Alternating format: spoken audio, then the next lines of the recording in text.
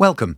You're listening to Island Life with myself, David Kinley, and a series of programmes entitled New World, Old Ways, where we discuss the history, culture, folklore, superstitions and music of the Manx emigres to the New World, the USA, and in particular, the Appalachian Mountains.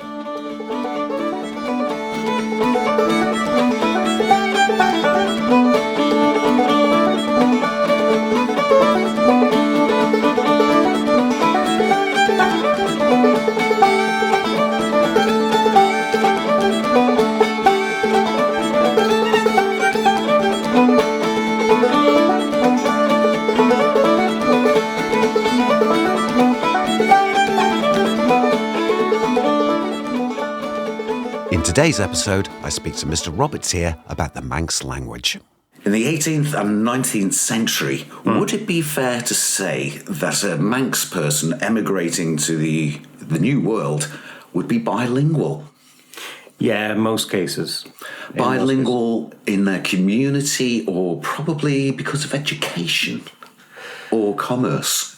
It would be a mixture, I would think. I would think there would be, most people would have been first language Manx up until about the 1850s. Most people born after 1850 would have been bilingual, but in the towns from that point on, it would have reduced a little bit. Yeah.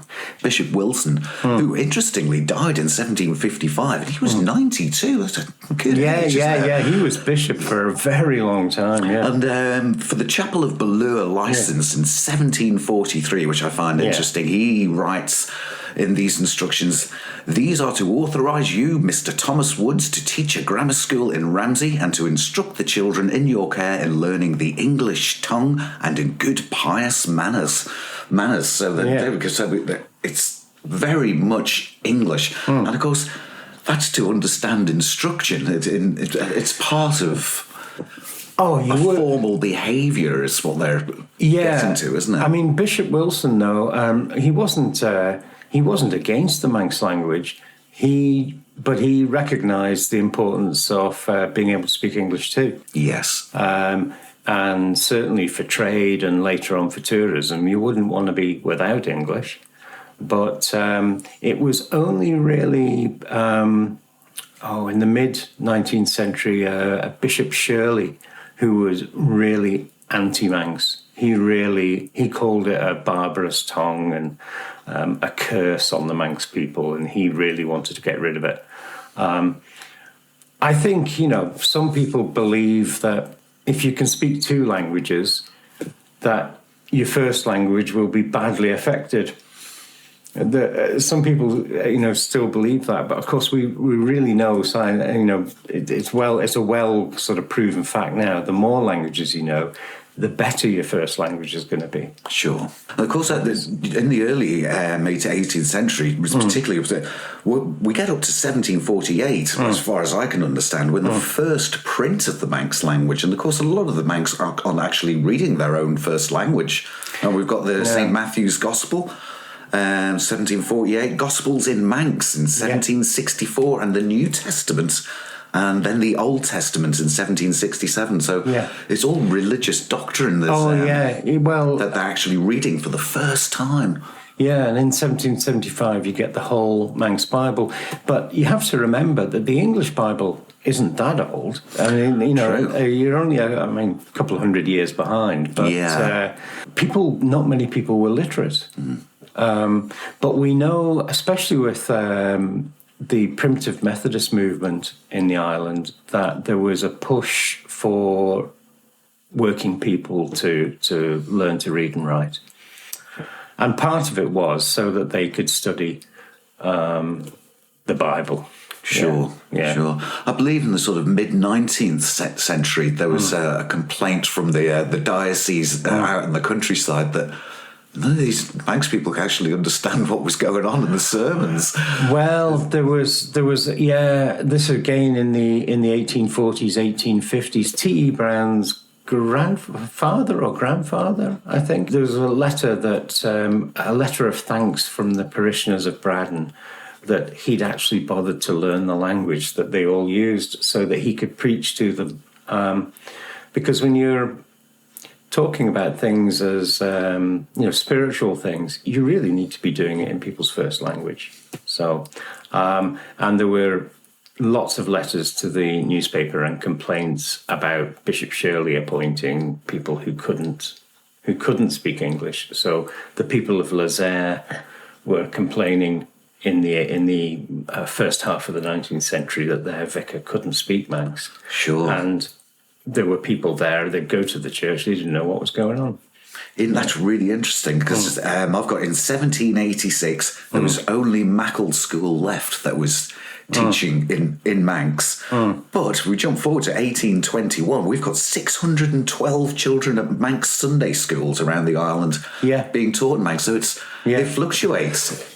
Yeah, absolutely. And it depended on which parish you were in. So before we got the 1873 Education Act, you have, when they had the parochial schools would want to appoint a schoolmaster who could speak whichever language was prevalent.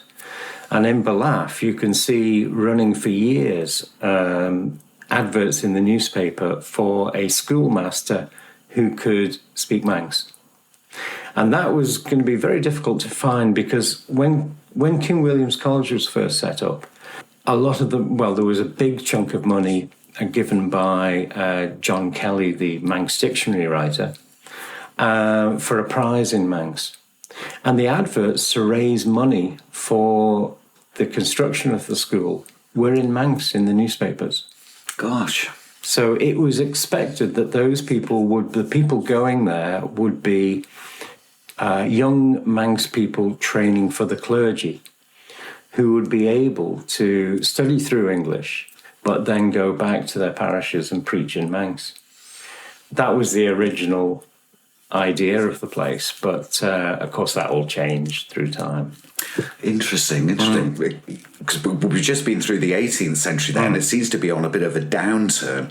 And we get into the 19th century, and it seems to be on a bit of an upturn. And if I go over to Cleveland, Ohio, in 1863, Mr. Sheldon Carouche at a meeting was told several stories in Manx which were perfectly understood by his audience. Yeah. So over in Cleveland, Ohio, we've got Manx, but they're speaking it on our first language. Yeah. Yeah. So there's even, I think it was in 1920, there was a letter from Cleveland to one of the Manx newspapers in Manx.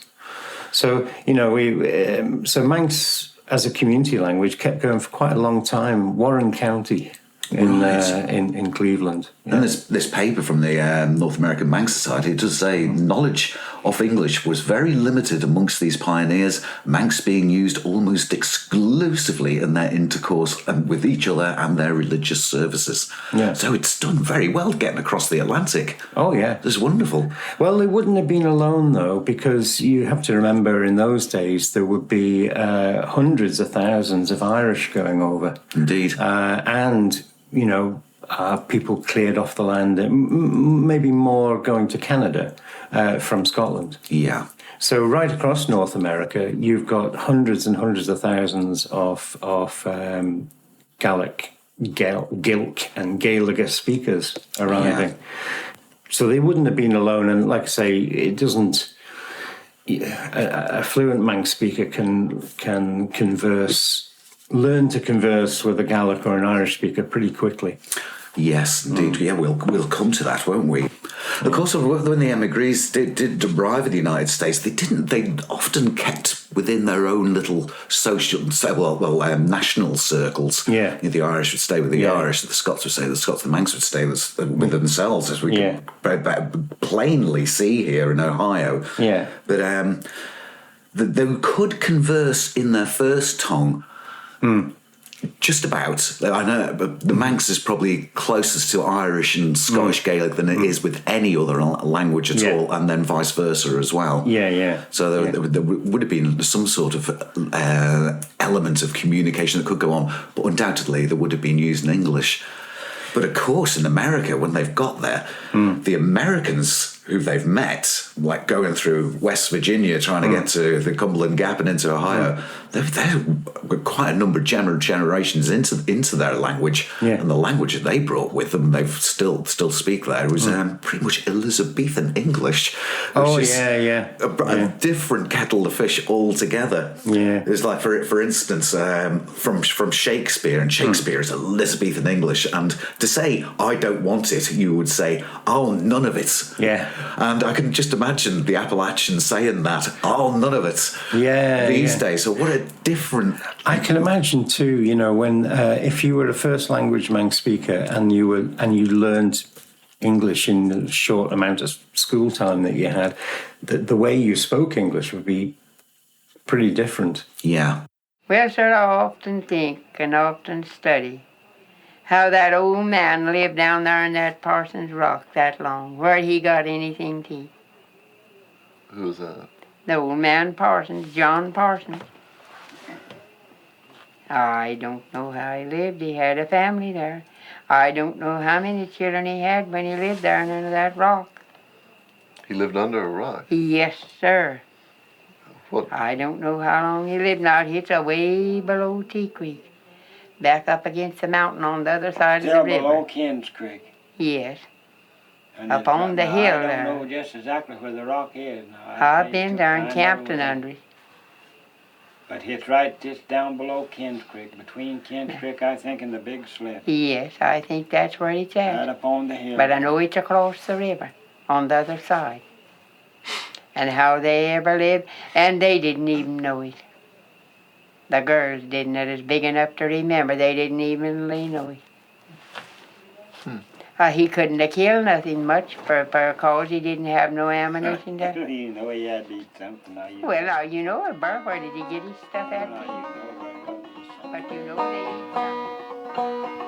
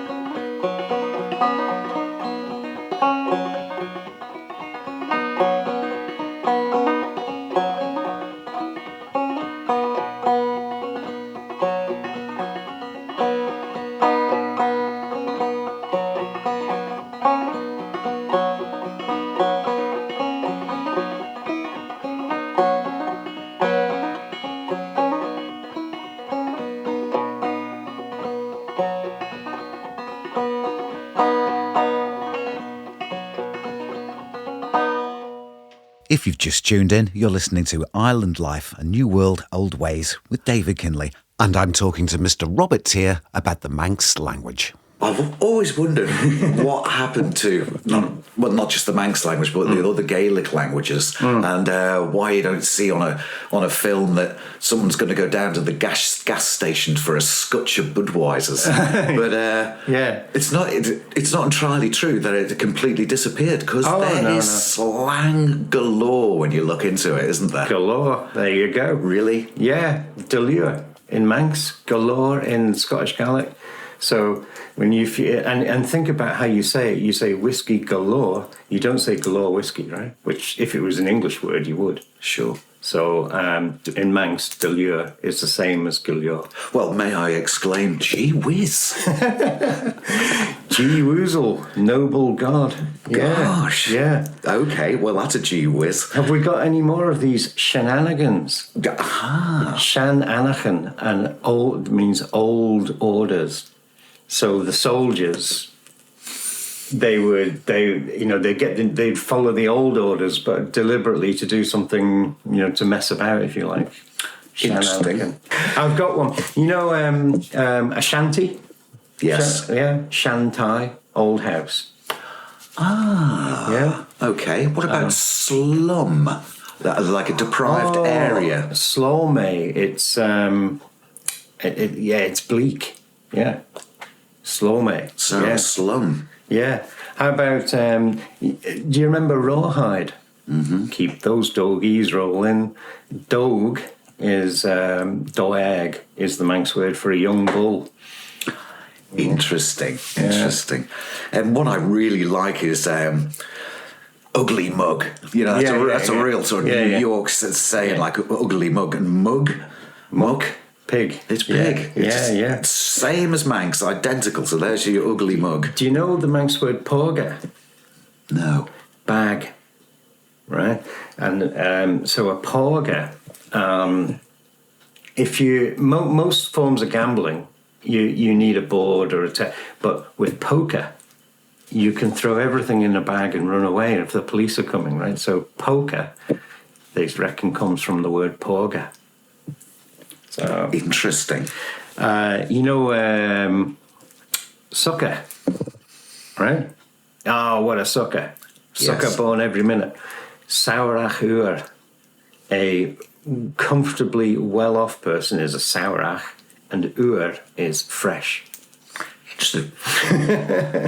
You'll be able to walk the streets of New York, no problem here. Yeah. And we might have to escape the cops, maybe. Oh, right, from Kapan.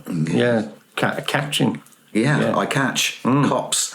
What about you dig? You digging this? Yeah, so in Manx, dig me would be dig me shen. I understood that. There you go. Yeah. That's which is you dig, you digging you. That's very much an Afro-American sort of slang now, isn't it? Yeah. You digging? Well, we were talking about this maybe before. So the word for the south in Manx is jas. And where does jazz come from? From New Orleans. Deep New Orleans. Yeah. Yes. Hot place. Interesting. Yeah. Jazz. I heard another, just to go off on another side tangent now, I heard another one about jazz. Yeah. And it was the ladies of pleasure and leisure, let's say. Yeah. They'd buy cheap perfume in New Orleans from the perfumiers. Yeah. And if it wasn't so good, they'd put jasmine in it. Ah, okay. And they'd jazz it up. Okay. So that's another one I heard. Right. Yeah. Okay. Yeah. And of course, bailiff is just like balia. Bally in Irish. That's where the bailiff comes from. This word bala, so it's related to the Spanish word villa.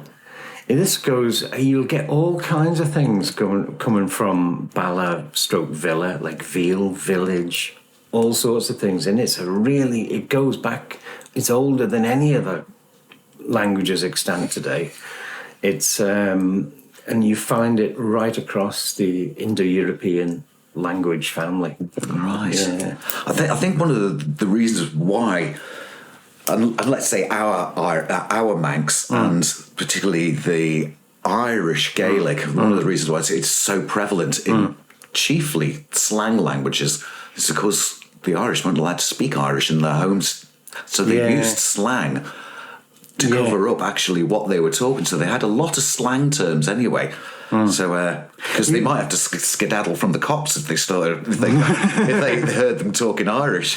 So it's like a code as well for an underground language. I get what you mean, buddy. So you know what do we call Douglas people?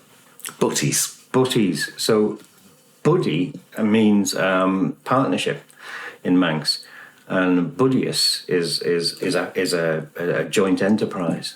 Right. Yeah. And of course, there's an affectionate term that the Americans use. Hey, babe. Yeah. Babe is Bob. Oh, right, okay. So it's as simple as that. Yeah. And so... Yeah, so there's Gee lots... whiz, there's a lot here, isn't there? Oh, yeah, there is. There's... and you can... It's true in all varieties of North American English. You can pick that up, and you can sort of see more of a... Scottish Gaelic influence in Canada and more of an Irish one in New York and Boston. So a word like, when we say, that smashing, that comes from smai shen. right? That's good. I mean, sometimes you say, oh, well, it could come from English. We can't be sure on everything. But you can definitely feel, and particularly in the way things are said, in the grammar, you can definitely see a strong Manx, Irish, Scottish influence. Interesting. I thought it was an interesting parallel with the Manx language as well, that as we get into the early 20th century, it's really declining. And in the States, it's on the decline as well. That was recorded. And I thought it was ironic that in the late 20th century, there's a dramatic increase in the Manx language. And I believe with the North American Manx Society, they also claim that there was an increase of Manx lessons as well. So I find the parallels with the Atlantic Ocean in between extraordinary. Yeah, it's very interesting that, so at the end of the 19th century, so in the sort of from about 1890 onwards, there was a huge resurgence of Manx. And you see a lot of, there were lessons established right across the island, and lots of things were published in Manx from those days. But it all fell away sort of after the First World War. And I think part of that resurgence back in those days was just a few key individuals saying, guys, we've got something here which is absolutely beautiful, which, we need to preserve. But I suppose into the 1920s and 30s, and the world was changing, and once every house got an English speaker in the corner of the room with a radio, it became a bit more difficult. Yeah. Well, the Americans, as Americans themselves, after about 50 years or so after the independence, in 1828 we have the very first American English Dictionary, which is a big book of bad spelling. Sorry to our American listeners, but this side of the Atlantic, we insist on putting the letter U in colour, for instance. Why do we do that? I mean, I'm not precious about the spelling, but I mean, why do we do that? Why don't we just make it easier? So on this side of the Atlantic, we're making fun of their bad spelling, but in the meantime, the language up in the hills is actually based on Elizabethan English, and we can't understand actually what they're saying most of the time. I'm all in favour of spelling reforms. I would love to respell Leicester. Worcester. And Worcester in particular.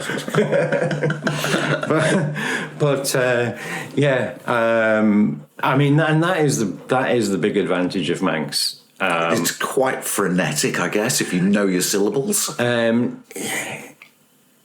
It's based closely on English. So for an English speaker, and if you're going to be schooled, in English, and you want to learn to read and write in English, to have a language that's got a fairly close spelling system is a big advantage. If you're learning to read and write as a learner of Scottish Gaelic is much more difficult, in my opinion. Sure. And the same for Irish, but Manx it's not too difficult for an English speaker. Sure. Or somebody who can read and write in English to have a go at Manx. So you can imagine on the plains of Ohio, a Manxman reciting the Testaments in Manx, the Irishman understanding it and replying in some sort of slang. Yeah. Whilst the American guys speaking in Elizabethan English, which the Manx and the Irishman are going, gosh. Well, this is one of the good things about the island being Protestant, because when Henry VIII said, right, England's going to be Protestant, and the Isle of Man the Stanley said, yeah, we'll go along with that, and so we became Protestant. There was the big thing about that was that Protestants read the Bible, and they had a written liturgy to study, and so it had to be in Manx. So actually, lots of printing and official translations in Irish, the church didn't. The Catholic Church didn't feel a need for that. Sure, because they were still using Latin. So it was good for the Manx language, and particularly good for Welsh, that we had that the church was publishing in our languages. Well, there we go. There's our Manx emigres. Undoubtedly bilingual. They're setting up communities, in particular in Ohio. And they're speaking Manx when they get there in their own communities, which is right up until the 19th century, well into the 19th century, and probably beyond as well, which is quite extraordinary, really. And do you know what? I think we better get our ugly mugs out of here, because here comes the cops. Let's skedaddle. Okay, right. Thank you. God admired. Yeah, Nabalewunia.